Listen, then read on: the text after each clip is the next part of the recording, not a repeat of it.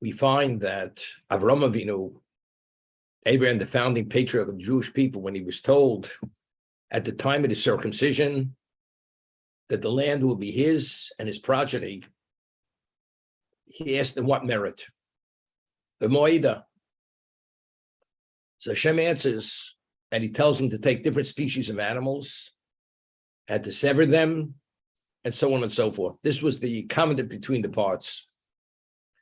So according to one interpretation, he had explained in the merit of the korbanos, in the merit of the sacrifices, the land will be yours. Because nobody's perfect. We need atonement. And when we had the Mishkan, we had the Beis Hamikdash, we would bring certain species. Each one had its unique effect and value. And in merit of those sacrifices, the land will be yours. That's how you will secure the land. Despite your spiritual deficiencies, through those korbanos you will have atonement, and therefore the land will be yours. That's what Hashem had answered Avraham Avinu. In the merit of the sacrifices. Now, the only species which qualified to be brought as a korban in the Mishkan or in the Beis Hamikdash were only three domesticated species: shor, kesaves, the ox, which is like the calf, the sheep, and the goat. Why these three species? These are the three domesticated species which qualify to bring the korban. Any other species, even maybe a kosher species, because it chews its cud as split hooves, does not qualify to be the korban. Now, if tshuva normally, repentance is enough to reinstate and rehabilitate a person spiritually, what do we need korbanos? What do we need sacrifices for? Evidently, if you look in the Rambam, based on the Gemara, the Rambam in the Laws of Tshuva writes that certain transgressions, Tshuva in its own right is enough to rehabilitate the person, to bring about atonement. Other transgressions, which are more severe, need one to experience Yom Kippur in addition to Tshuva. Something which is even more severe than that, one needs some degree of suffering, pain, whether it's emotional, financial, physical, whatever it may be. Only in conjunction with Tshuva is the person atoned and fully reinstated. However, if a person sins inadvertently because of the severity of the transgression, one needs a korban. You need a sacrifice to atone for that sin. Tshuva in its own right is not sufficient. I'll give you an example. Person has a headache. Take an aspirin, take an Advil, take an Excedrin, take an Aleve. Not that I'm here to advertise different brands of medication, but if you have an infection, that you need antibiotic and the different types of antibiotic. Then each antibiotic is prescribed for a specific type of bacteria. What works for one doesn't work for the other. Identically, every sin has its unique consequence in the negative sense. Tshuva is basic for everything. But in addition, you may need a more intense type of reinstatement, a more intense level of atonement. For that, on an inadvertent level, you need different species of sacrifices. Sometimes you bring a sin offering, you bring a guilt offering, you bring a burnt offering, you bring a meal offering, you bring a peace offering. These are the different types of offerings. But whatever offering you bring, if it's an animal, it has to be one of these three species. Either an ox, that means a calf, a sheep, or a goat. Why these? What's so unique about these three offerings? So the Midrash tells us that when Avraham Avinu had hosted the angels, so the first thing he said, they should rest under the shade of his tree. He offered them water, he offered them bread, and then it says, El Aboka Rotz Avraham. He ran to the cattle to prepare tongue for them, tongue with mustard seed. So part of the hospitality was the ox. That's the species of the ox, which is the calf. So because Avraham had used that species to host the angels, therefore, when your children in the future will need atonement, that species qualifies to bring about that atonement. Why? In the merit of Avraham, to be atoned is not so simple. You have to have a certain degree of merit. What merit do we have? The merit of Avraham Avinu, the merit of Avraham, our patriarch. In his merit, this species brings about that level of atonement, rehabilitation.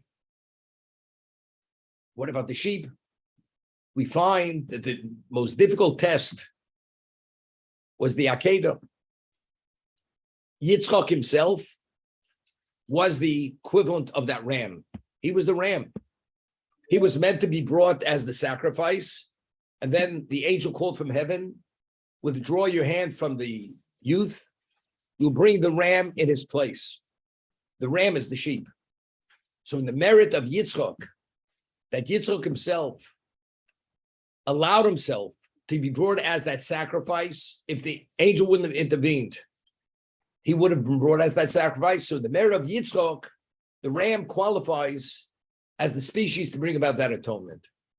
That's why, that's where the ram, that's the basis for the ram. What about the goat?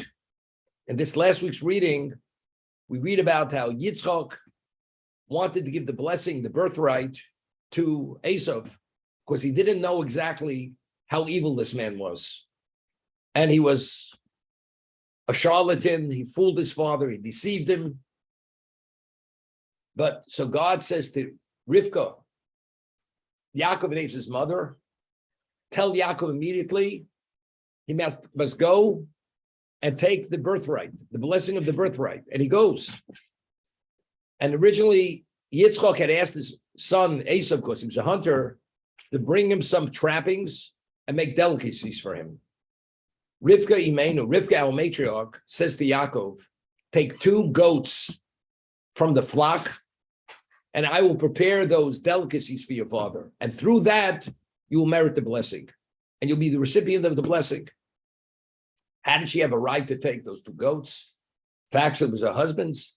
So Rashi says to Medrash, when she was married, part of the marriage agreement was that every day she has a right to take 2 goats from the flock for her own usage. She doesn't have to consult with her father. So the 2 goats which she had taken, she had a right to take. It wasn't considered she was doing anything dishonest. It was rightfully hers, and she prepared the delicacies for Yitzchak to facilitate Yaakov to receive the blessings of the birthright. Shnei Gedoyi Izen. In the merit, and because the goats were used to bring about the blessing to Yaakov, therefore the goat qualifies to be the species to bring about atonement. The goat. Now, the others we understand. We see the value of Avram's hospitality after he was circumcised. Every aspect of that hospitality, we merited something for eternity. Dan Yaakov, the shade was the clouds of glory, the water was the wellspring of Miriam, the bread was the manna, and we understand, and therefore the calf is the korban. That brings atonement. The Akedah is the ultimate. What silences Satan whenever he prosecutes the Jewish people, regardless of how extreme and severe that prosecution is, the merit of the Akedah. Therefore, the ram is synonymous with atonement. Atonement is reinstatement. And as much as the prosecutor would like to prosecute Satan, it silences him. But what is the goat? Because the goat facilitated the blessing of the birthright, therefore it qualifies to be the atonement. Why?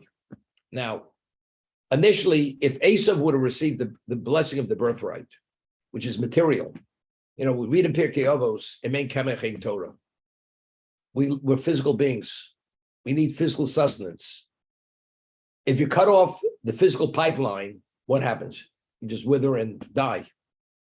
It was crucial. The material blessing that Yitzchak had given was crucial and essential for the survival of spirituality. Yitzchak didn't understand who Esav was. He believed he would actually participate in the sport of his brother because he values spirituality. But if he would have known the truth that he was an evil man and his whole essence is to counter whatever Yaakov represents, he'll do whatever he can to destroy Yaakov. So the goats brought about the survival of Yaakov and the survival of the Jewish people.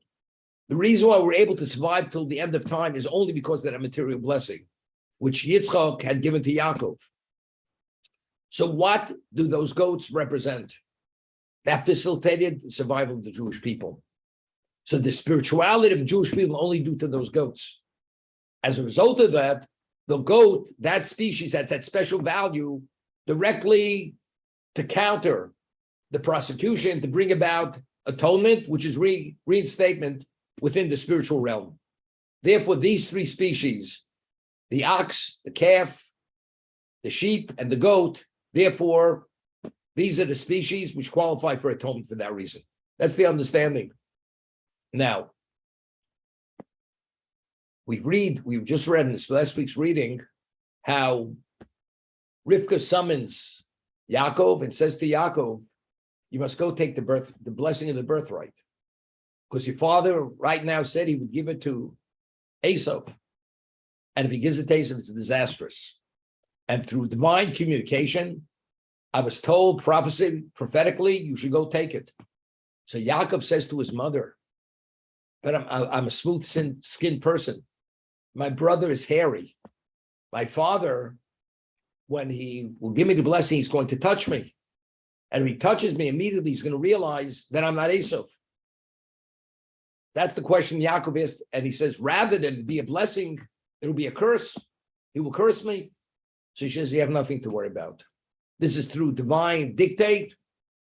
You have nothing, there will be no consequence. However, she took the hides of the goats, which were hairy, and she put it on his arms and on his chest, that when Yitzchak will give the blessing and he will embrace his son, he'll believe that it's Esau, not Yaakov, and he'll give the blessing.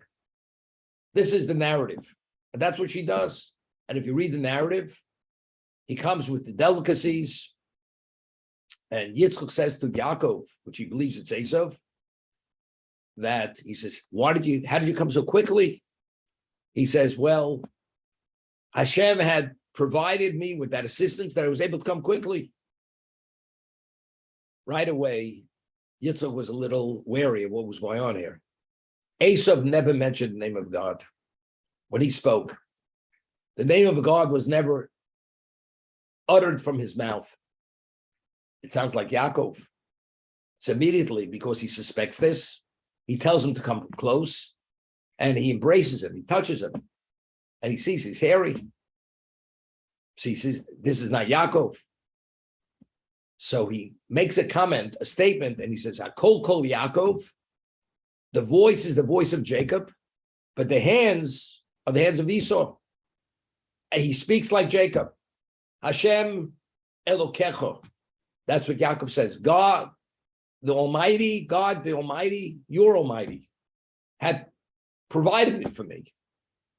But Esau doesn't speak this way. So the kol, the voice, the speech is Yaakov. But when he touched him, Hayudam Yidei, the hands of Esau. Okay? So in the merit of those hides, Yitzchak thought that Yaakov was Esau. This is the goat. Because through those goat skins, Yitzchak believed that Yaakov was Esau, and therefore he merited to receive the blessings, the material blessing, which guarantees the survival of the Jewish people. So therefore, the merit of the goat facilitating something so invaluable, which guarantees the survival of Jewish people, the goat is the species that atones.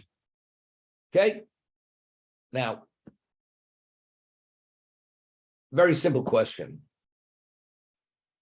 Yaakov understands that when he's going to receive the blessings, his father has to be convinced that he's Esau, not Yaakov. And now, when he comes, he's giving away the store. He's saying, openly revealing, I'm Yaakov. You know, he should have just said, how did you come so quickly? I was lucky. It was a lucky day. He didn't say it was a lucky day. He says, God, the Master Almighty, provided it. But who speaks this way? Esav never speaks this way. So if Esav never speaks this way, it's obvious you're going to be caught in your charade. But he says in neither case. And that causes him to bring him close, and he touches him, and he sees he's hairy. And that's why he said, Hakol kol Yaakov Yadayim b'nei Esav. The voice is the voice of Jacob, but the hands are the hands of Esau. So why did he do it? And then afterwards, when he speaks to his father, Esau was very gruff and rough. He wasn't refined. He was a hunter. He was a man of the field.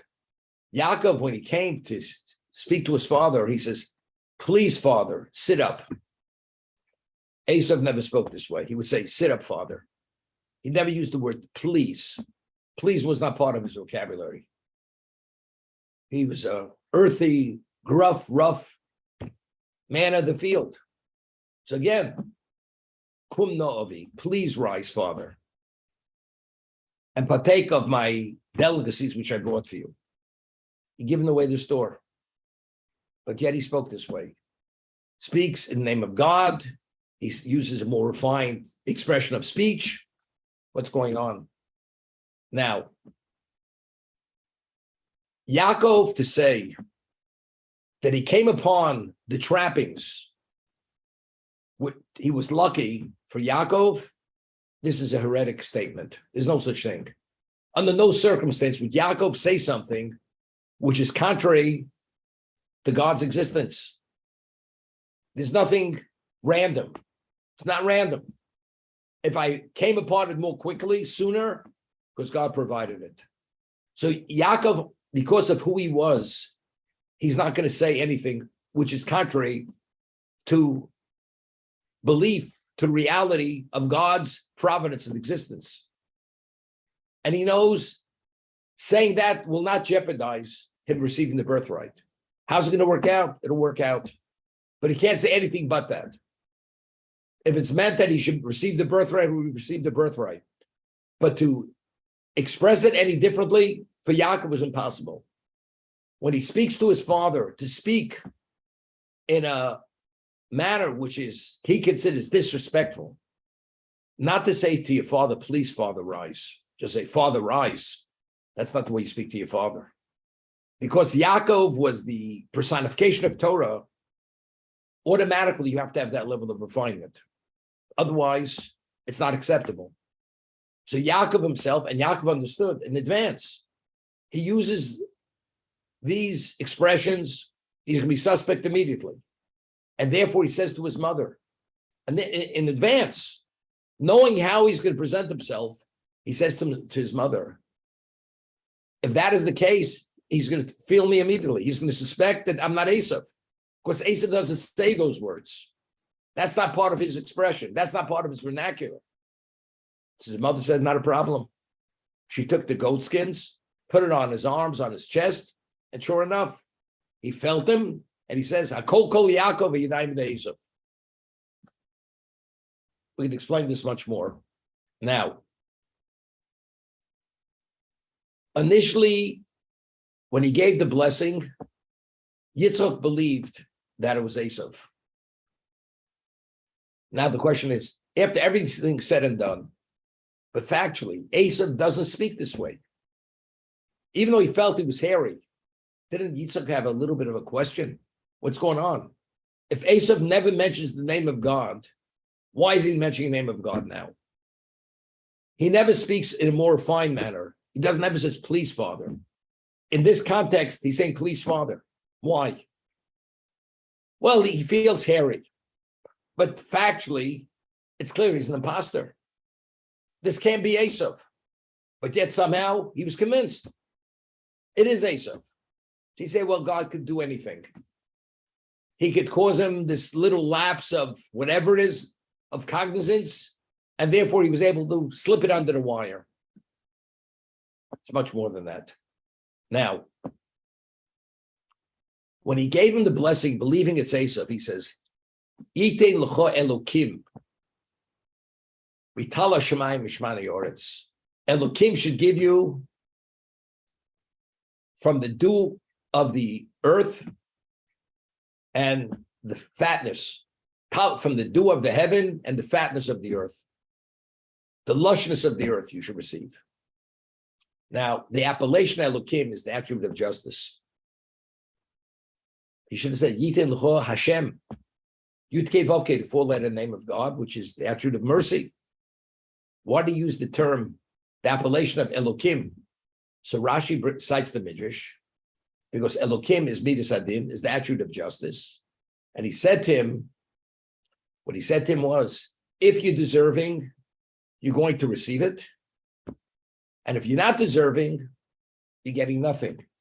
Even if it means there's going to be extreme level of suffering. Doesn't make a difference. That's the attribute of justice. It's exacting. The question is, if he thought this was Esav, Yaakov, we understand. The man is spiritualized. He has that level of clarity. He's involved always, he has that antidote there to incapacitate the evil inclination. Therefore, he's able to deal with the attribute of justice. But Esav, impossible.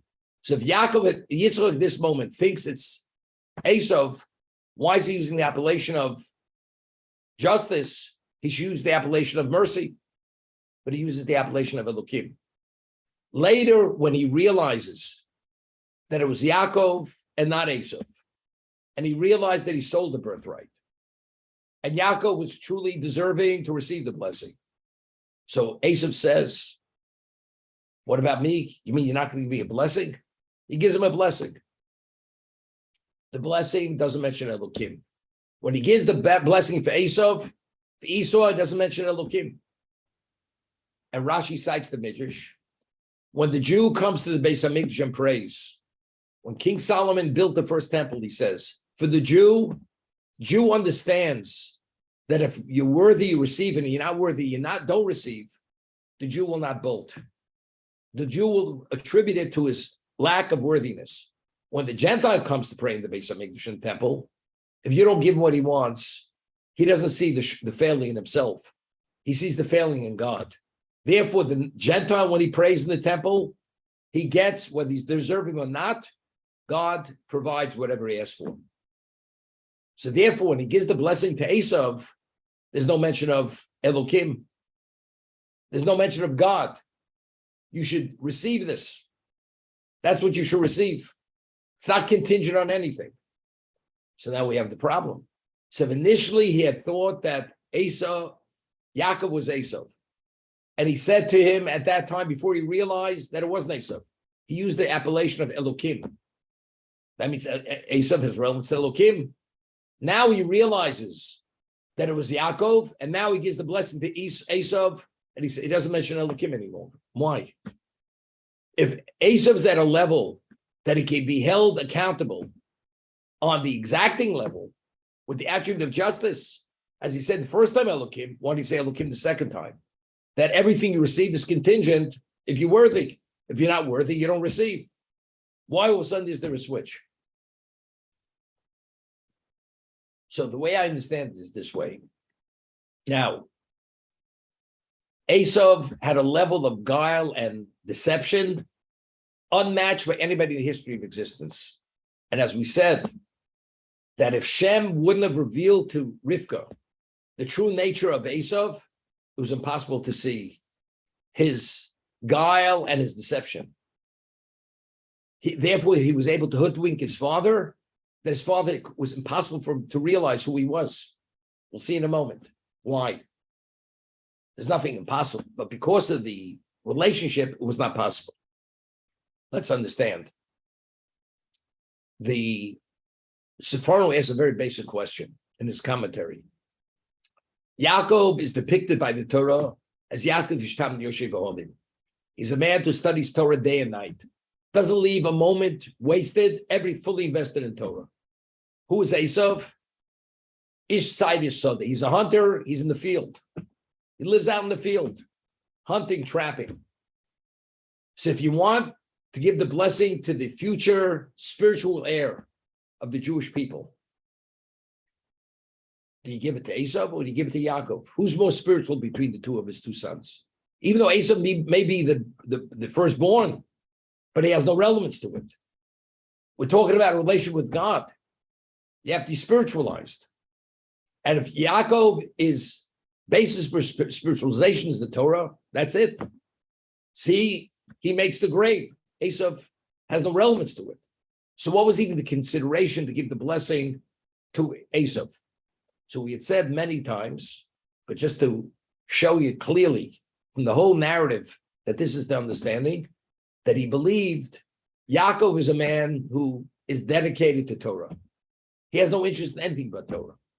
But as we said, in Kemach in Torah, we're physical beings, we have to be supported materially.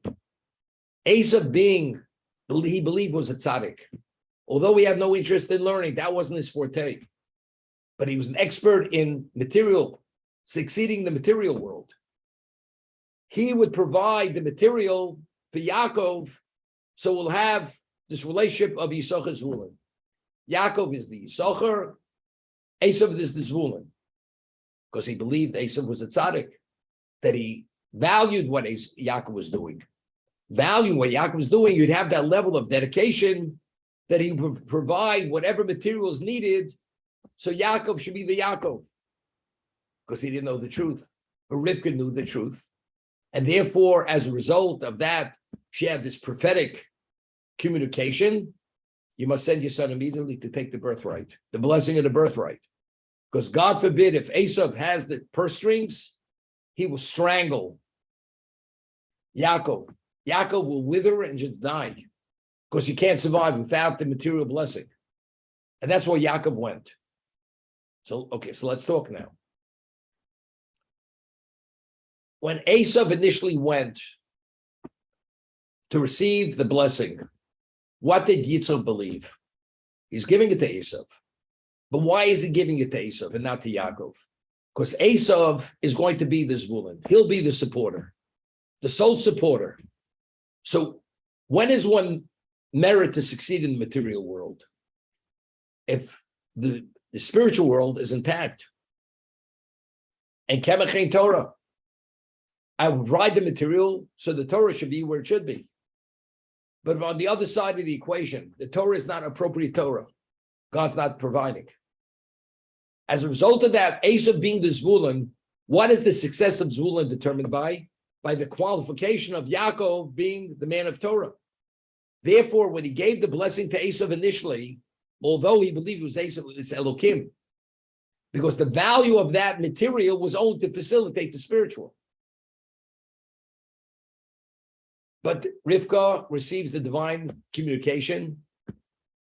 You must send Yaakov immediately.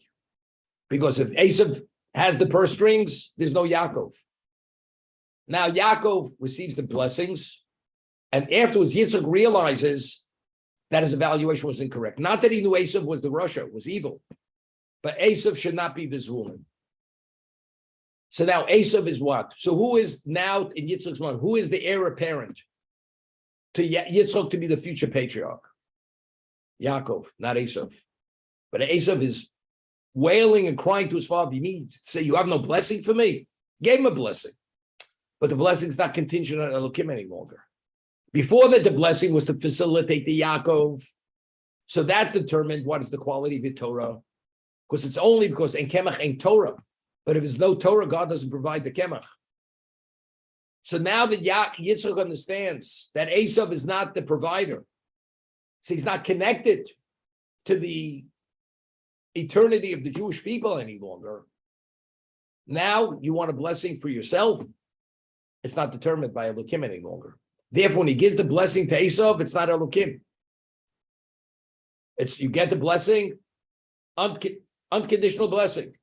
Because Esav doesn't have that level of understanding, and therefore will have a claim against God. Why did you shortchange me? Therefore, so the Gentile should not, God forbid, come with claim against God. He gets it regardless. Worthy, not worthy, God provides it for him. And that's why the material world is Esav.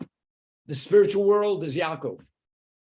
And the material is only to facilitate the spiritual. So if Yaakov fails spiritually, the material is not provided. I always mention the name of the Avraham Kodesh, says in Pirkei Avos, Im ein kemach, ein Torah. So it means, the literal meaning is that if you have no material, you have no food, you have no Torah, you can't survive. He says, no. Im ein kemach, if God does not provide the kemach, that only tells you the Torah doesn't meet the grade. Because if the Torah would meet the grade of what it should be, God will provide the kemach. So the only reason why he's not providing the kemach is because you may think you're at a level of Torah. It's not Torah. You're deluding yourself. So what's the litmus test? The litmus test is if you can't survive spiritually, evidently what you believe is your spirituality, it's not correct. And therefore you have to introspect to understand where exactly you're failing, because if it was the real thing, God will provide what has to be provided in the material. So Yaakov, the value of the material was purely to facilitate the spiritual. It wasn't the material for the sake of the material. Okay? So we had said that since the goat skins were there, so Yaakov to facilitate the blessing, therefore the goat is one of the three species which qualifies for atonement. So it's in the schus of the goat, in the merit of the goat, we have that atonement. Because there's only a Jewish people in existence only because of those goat skins, the goat hides, because, and that's what we say, Kol Yaakov Yadayim de Esav. So let's understand. Esav normally did not speak this way. So when Yaakov comes and he says, Yitzchak asks, how did you come so quickly? He says, the Almighty God, your God, allowed it to happen. Yeah, Yaakov's giving away the store. The answer is no. Yaakov understands that the only consideration why Yitzchak wants to give the blessing, the birthright to Esav, because he's going to be the provider. Being the provider, that means he has to be in sync with what Yaakov's all about. So Esav, independent, when he speaks as a hunter, he doesn't mention the name of God. But now that he's coming to facilitate the spirituality, he has to say, Hashem Elokecha. God, your Almighty, has provided it for me. Because now he's within the context of being the provider for the Torah. But he knows. Now Yitzchak says it's a little unusual. He doesn't speak this way. But when he feels the goat hides, and he feels he's hairy, he says, this is perfect. This confirms what I always thought, that Esav has an appreciation for what Torah is, therefore will be the proper provider. So that's Kol Yaakov. He speaks like Yaakov, although he's Esav. Why? Because appreciating Yaakov, he understands he has to be in that realm to be able to be the provider. When he lives for himself, God, he doesn't mention God's name. He doesn't speak more refinedly. But now that he's representing the Zvulun to facilitate what Yaakov is all about, now he has to speak the language of Yaakov. And therefore he says, Hashem Elokecha, God, your Almighty. And he has to speak more finely when he speaks to his father for that reason. This is the understanding. Now, it's very interesting. The sin offering that was brought in the temple was brought from the goat. The goat. Not from the sheep and not from the ox. The sin offering. We find on Yom Kippur, there were two goats. That one goat, the high priest would confess the sins of the Jewish people, and the other one also, one would be sent out to the desert, thrown down a mountainside, and that would carry all the sins of the Jewish people on that goat. It was Shnei Seirim, two goats, and the other goat was brought in the Beis Hamikdash to atone for other things. But all the sins were carried on that goat and sent out into the desert. Now, the Gemara tells us what's the difference between the hair of the goat and the hair that grows on the sheep. The hair on the sheep is not called hair. It's called fleece. It's fleece. The hair on a goat is called goat's hair. Esav was Ish So'ir. He was a hairy man. Understand? The goat is designated to atone for what Esav represents, which is Satan. He's the representation of the evil. That's so'ir. The word sar in Hebrew means hair. So'ir, it means the goat that's hairy. The Gemara tells us, we read at the beginning of creation, Vayerev vayivoker. It was evening, it was morning. It was the first day, the second day, the third day. Evening precedes morning. What does that mean? So the Gemara explains that evening is night, dark. Morning is illumination, sun, rise, everything becomes clear. Olam hazeh, the physical world, is called Erev. In this world, the physical world, everything is distortions. We don't see things clearly. When Mashiach comes, everything will be clarified because God will expunge existence from all evil. He says, so the Gemara says, usually when you have flocks of sheep and goats go together. Who leads the flock of sheep? Who's at the head of the flock? Who's the head of the flock? The goats. The goats are able to move much more quickly than the sheep. Majority of goats are black, are not white. Sheep are white. So just as the night goes before the day, the morning, in the flock, what goes first? First goes the goat, and then the sheep follow afterwards, which is fleece. It's not sar. First is the Esau. What is this world all about?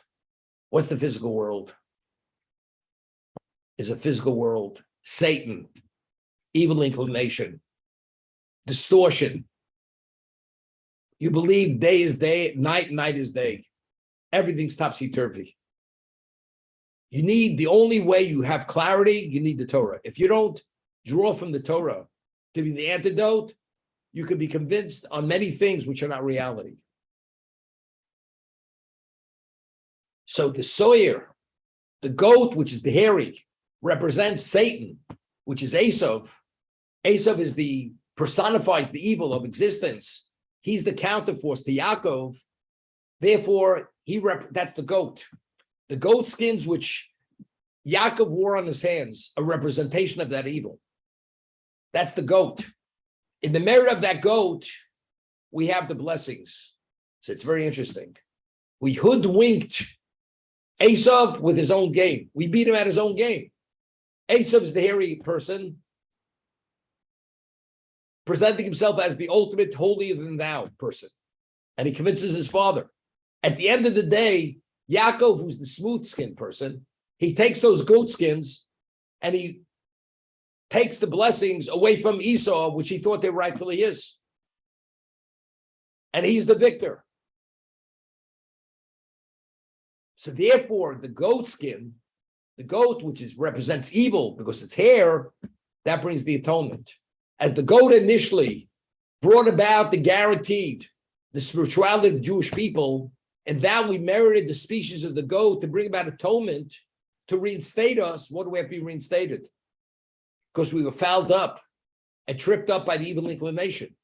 So therefore we use the goat to reinstate us. As the goat initially guaranteed our spirituality by Yaakov receiving the blessings which are rightfully his, we use the goat as the species to reinstate us, but the goat is evil. And it's very interesting. The Ramban writes, Nachmanides, on Yom Kippur, one of the goats was sent down to the desert. It was called Sol Azozil. It was thrown down a jagged mountain. It carried all the sins of the Jewish people on it. So he writes the Ramban, why is it sent out into the desert? What is the domain of Satan? All the nether forces exist in the desert, not among humans. This is to satisfy him. It's not a sacrifice. But we want to give him, this is the shochat. This is like bribery. We give him the goat, but why the goat? The goat represents him. That's the soyer, sar, that's Esau. That's the personification of evil. And you give him the goat out there. But it's shochad. And because the Shochad, therefore in Yom Kippur, he doesn't prosecute the Jewish people. For that, he's distracted. We created distraction. That's what the Sarla Azazel is. Yaakov came with the goatskins. He duped Esav at his own game. I should say God duped him. Because God said to Rivka, he must go right now and take the blessings, which are rightfully his. And he received. Now Yaakov is in control of the purse strings. Now the spirituality of Jewish people is guaranteed if the kol is kol Yaakov. If the kol is kol Yaakov, we don't have to worry about the hands of Esau. But if God forbid the voice is not the voice of Yaakov, then we have to be concerned about Esau. Because God is only providing the material and the protection if you are who you're supposed to be. But if you're not who you're supposed to be, God's not providing. Then Esau actually has the upper hand. For that reason, we find that Yaakov, he spent 20 years by Lavan, his father-in-law. His father-in-law, although he was a deceptor, a charlatan, although he called himself Lavan, which means white in Hebrew, you couldn't be blacker than Lavan was. But Lavan, even in his game, he was a Ramai, means he was a deceiver. He was no match for Esav. Esav surpassed him many times over. But Lavan was pretty good at his game. And he cheated Yaakov 100 times. Every contract he made, he broke the contract. And he said, I meant something else. And he even beat him at the story of Rachel and Leah. Yaakov worked 7 years for Rachel, and under the chuppah at the last moment, he exchanges Leah for Rachel. He has to work another 7 years for the second wife. That's Lavan. What happens after 20 years? Yaakov now is a very wealthy man. For 6 years, he created tremendous wealth. He worked 14 years for his wives, 6 years for the wealth. God says to Yaakov, you must leave immediately. He summons his wife out to the field. He shares with him why they have to leave. They say, definitely, we're going to leave. Our father treated us like captives, and so on and so forth. And he left without Lavan knowing about it. He fled with all his wealth, the flocks, the herds, the money, the slaves. He's on his way with his family. Lavan finds out about this. He becomes enraged, and he's bent to kill his son-in-law. Arami Ovi. The Aramean wants to destroy our father, destroy the Jewish people. You know something? Why was Lavan so enraged? Lavan was the charlatan par excellence. He has the son-in-law who was this naive, simple, pure guy. And this guy all along was plotting to pull the wool over Lavan's eyes. You know what this is? He beat Lavan at his own game. Just as the goatskins is Esav, which is the ultimate charlatan, the ultimate deceiver. He's the representation of evil. That's the hair. Ish Sa'ir. And what does Yaakov do? He wears those goatskins and he takes the blessings.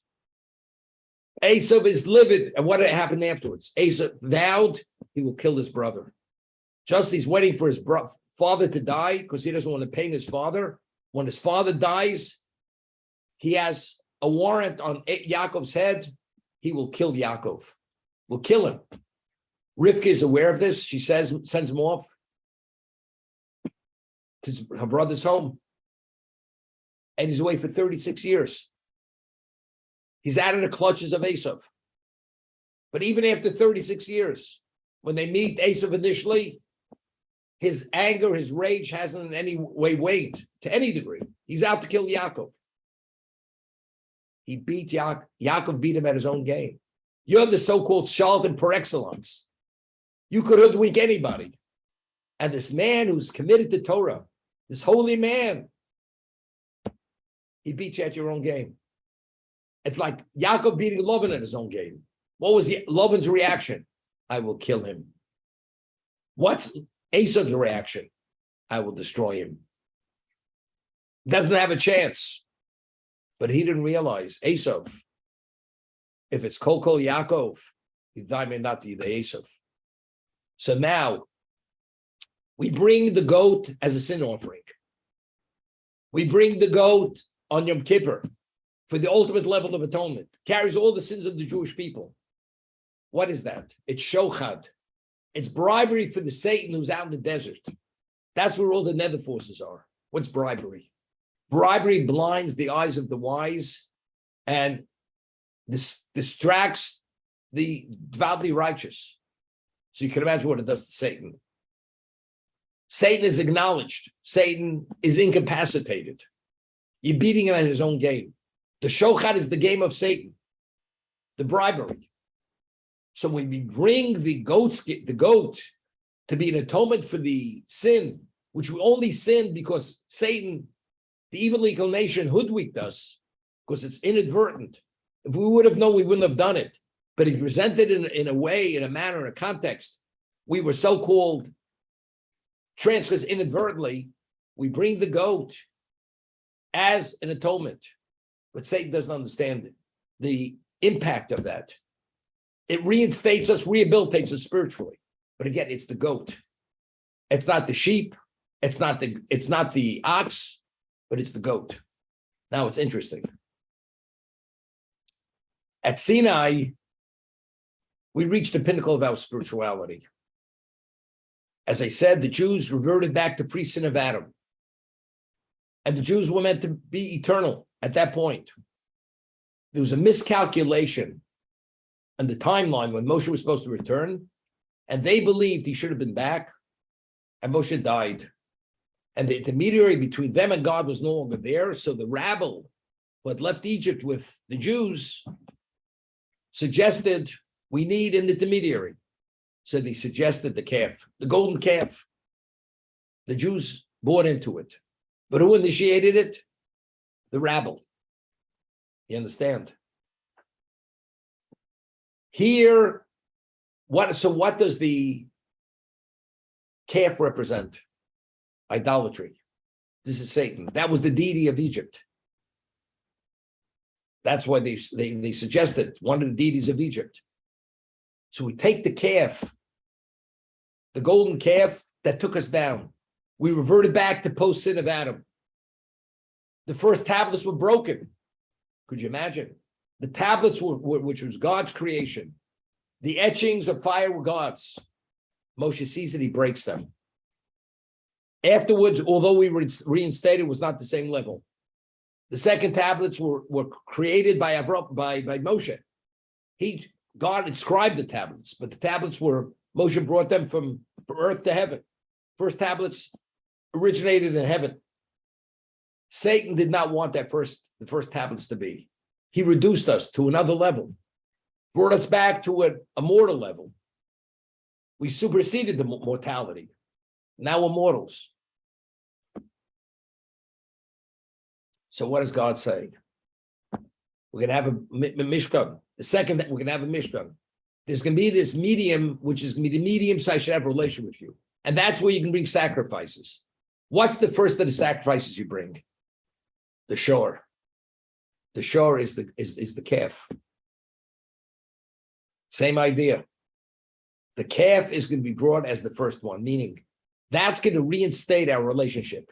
The calf that Satan thought will destroy our relationship, that will be the species that's going to reinstate our relationship. Just to the contrary.